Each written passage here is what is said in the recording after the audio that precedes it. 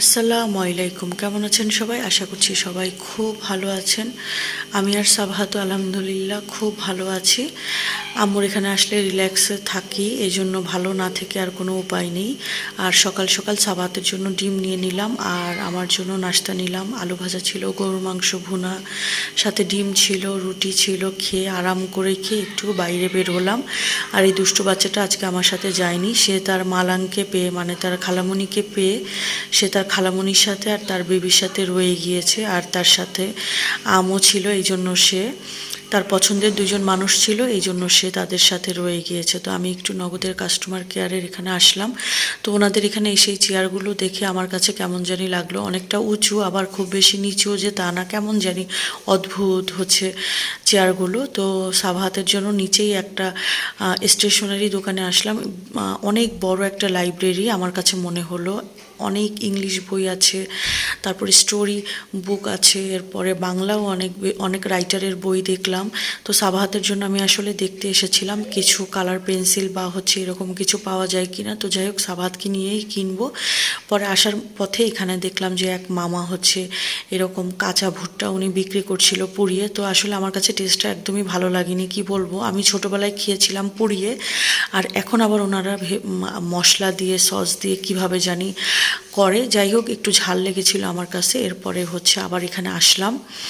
এখানে ইম্পোর্ট করা এক্সপোর্ট করা কিছু প্রোডাক্ট পাওয়া যায় বাচ্চাদের, খুব সুন্দর সুন্দর ইউনিক কালেকশন ছিল। তো এখানে টুকটাক কিছু কেনাকাটা করলাম বেবিদের জন্য। এরপরে হচ্ছে বাসায় আবার রওনা করে চলে আসলাম, দুপুরে খেতে বসলাম।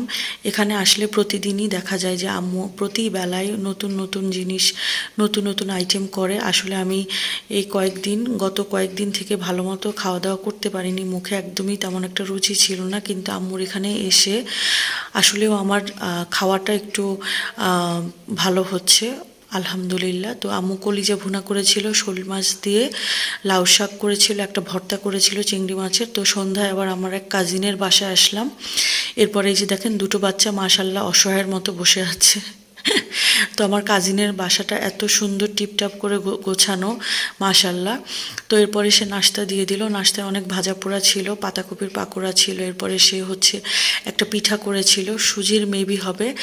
আর হচ্ছে ফ্রুটস ছিল, মালটা, আপেল, এরপরে হচ্ছে আঙ্গুর ছিল। এরপরে সে সেমাইও করেছিল ডেজার্ট হিসেবে। সেমাইটা খুব ভালো ছিল, সাবহাতকে দিয়েছিলাম, সে মজা পেয়েছে। এরপরে হচ্ছে এখানে হচ্ছে পরোটা করেছিল, গরুর মাংস ভুনা করেছিল। আলহামদুলিল্লাহ আমরা খেলাম খুব মজা করে।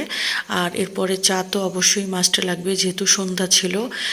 এক কাপ চাও খেলাম গরম গরম, খুব ভালো লেগেছে। এরপরে এই যে এখানে ওরা কয়েকজন কাজিন একসাথ হয়েছে। তো আমার আরও একটা কাজিন এসেছিল, তার মেয়ে এটাও মাশাল্লাহ খুবই ভালো, লক্ষ্মী। দেখেন কীরকম চুপচাপ হয়ে বসে আছে। তো আমি আবার একটু কিছু ক্লিপস নিলাম। এরপরে বাসায় চলে আসলাম, এসে এক কাপ রং চা বানিয়ে খেলাম। মাথা এত ব্যথা করেছিল। আর এই যে সাবহাতের ভাইটা দেখেন বিরক্ত হচ্ছে আমি তাকে কেন কোলে নিচ্ছি না। আর এই যে দুষ্টু বাচ্চাটা আমার দেখেন মাশাল্লাহ মাশাল্লাহ নিজে একা একা খেলছে, এত একটা লক্ষ্মী বাচ্চা হয়েছে। এরপরে কিছুক্ষণ পরে ড্রয়িং রুমে গিয়ে সেইখানে রিক্সা চালাচ্ছে। কি একটা অদ্ভুত মেয়ে আমি জন্ম দিয়েছি, তার যখন যা মন চায়। এরপরে তার সাথে একটু খেলাধুলা করে আসলাম খেতে। তো রাতে হচ্ছে ডিম ভাজা ছিল, আর সাথে ছিল স্পেশাল হচ্ছে আম্মুর হাতের শৈল মাছের চচ্চড়ি। এটা যে কি পরিমাণ মজা হয়েছে কি আর বলবো, আমার এখনও লোভ চলে আসছে। তো আর এই সাবহাত বলছিল আমাকে হচ্ছে মাছ দিও না, দুষ্টুটাকে কলিজা ভুনা দিয়ে দিলাম। তো আজকের ভিডিও পর্যন্ত, সবাই ভালো থাকবেন, আল্লাহ হাফেজ।